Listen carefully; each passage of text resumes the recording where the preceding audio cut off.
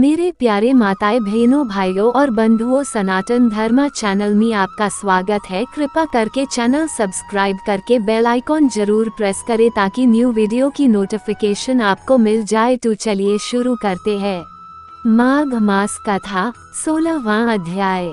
कार्तवीर्य कहने लगा कि हे भगवान, वह राक्षस कौन था और कांचन मालिनी कौन थी? उसने अपना धर्म कैसे दिया और उनका साथ कैसे हुआ?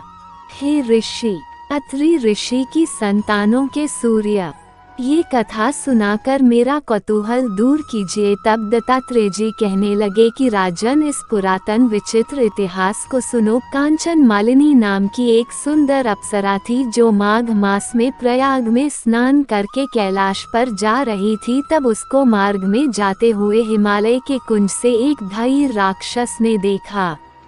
उस सोने जैसे तेज वाली, सुंदर कटी वाली, बड़े बड़े नेत्रों वाली, चंद्रमुखी, सुंदर केश और पीनप्योधर वाली सुंदर अप्सरा को देखकर उस राक्षस ने कहा कि हे सुंदरी, कमाल नयनी, तुम कौन हो और कहाँ से आ रही हो? तुम्हारे वस्त्र और वेणी भीगी हुई क्यों है? तुम आकाश मार्ग से कहाँ जाती हो और किस पुण्य के प्रताप से तुम्हारा शरीर ऐसा तेजस्वी और रूप ऐसा मनोहर है? तुम्हारे गीले वस्त्र से मेरे मस्तक पर गिरे हुए एक बूंद जल से मेरे क्रूर मन को एकदम शांति प्राप्त हो गई। इसका क्या कारण है? तुम बड़ी शीलवती प्रतीत होती हो। अप्सरा ने कहा कि हे राक्षस, सुनो, मैं काम रूपिणी अप्सरा हूँ। मैं प्रयाग में संगम में स्नान करके आ रही हूँ, इसी से मेरे वस्त्र भीगे हैं। अब कैलाश पर जा रही हूँ जहाँ पर श्री शिव निवास करते हैं। त्रिवेणी के जल से मेरी सब क्रूरता दूर हो गई, जिसके पुण्य के प्रभाव से मैं इतनी सुंदर और पार्वती जी की प्रिय सखी हुई। जो आश्चर्य देने वाला उदाहरण मुझसे ब्रह्मा जी ने कहा था सो सुनो। मैं कलिंग देश के राजा की वेश्या थी, रूप, लावण्य और सुंदरता में अपूर्व थी। मेरी सुंदरता पर सारा नगर मोहित था और मैंने अनेकों प्रकार के भोग भोगे। अनेक प्रकार के वस्त्र और आभूषणों की घर में कोई कमी नहीं थी। कई कामी पुरुष आपस में स्पर्धा ही से मृत्यु को प्राप्त हो गए।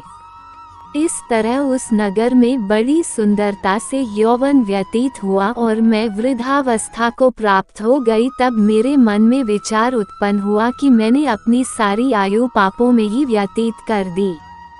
धर्म का कोई कार्य, दान, तप, यज्ञ आदि नहीं किया, शिव या दुर्गा जी की आराधना नहीं की, न कभी भगवान विष्णु का। इस प्रकार अशांत चित्त से मैंने एक ब्राह्मण की शरण ली जो वेदों का ज्ञाता और ब्रह्मनिष्ठ था। मैंने उनसे पूछा कि मेरा निस्तार किस प्रकार हो सकता है। महाराज, साधु सज्जन अच्छे और बुरे सभी पर दया करते हैं, इसलिए मुझ दीन पर भी कृपा करके मुझ कीचड़ में डूबी हुई को पकड़कर उबारिए। क्षीर सागर क्या हंस को ही दूध देता है, बत्तख को नहीं देता? तब वह ब्राह्मण राजा का पुरोहित इन सब बातों को सुनकर मुझ पर दया करके कहने लगा कि तू ब्रह्मा के क्षेत्र प्रयाग में जाकर माघ मास में त्रिवेणी संगम में स्नान कर, परंतु मन में अशुभ क्रिया का विचार नहीं करना। पापों के नाश के लिए महर्षियों ने तीर्थ स्थान से अधिक और कोई प्रायश्चित नहीं बतलाया। प्रयाग में स्नान करने से तू अवश्य पवित्र होकर स्वर्ग को जाएगी। हे भामिनी, पुराने समय में गौतम ऋषि की स्त्री को देखकर इंद्र ने काम के वशीभूत होकर कपट वेश में उससे भोग किया था, इसलिए ऋषि द्वारा श्राप दिया गया और उसका शरीर अत्यंत लज्जायुक्त हजारों भागों वाला हो गया। तब इंद्र नीचा मुंह करके अपने पाप कर्म की बुराई कराने लगा। मेरु पर्वत के शिखर पर स्वच्छ जल वाले सरोवर पर एक स्वर्ण कमल से भरे हुए कोट में घुस गया और अपने पाप को धिक्कारता हुआ कामदेव की बुराई करने लगा कि यह सब पापों का मूल है। इसके ही वशीभूत होकर मनुष्य नरक में जाते हैं और अपने धर्म, कीर्ति, यश और धैर्य। इंद्र ऐसा सोच रहा था, सो इंद्र के बिना सारा देवलोक शोभाहीन हो गया। तब देवता, गंधर्व, किन्नर, लोकपाल इंद्राणी के सहित बृहस्पति जी से जाकर पूछने लगे कि महाराज, इंद्र के न रहने से स्वर्ग ऐसा शोभाहीन हो गया है जैसे सतपुत्र के बिना श्रेष्ठ कुल।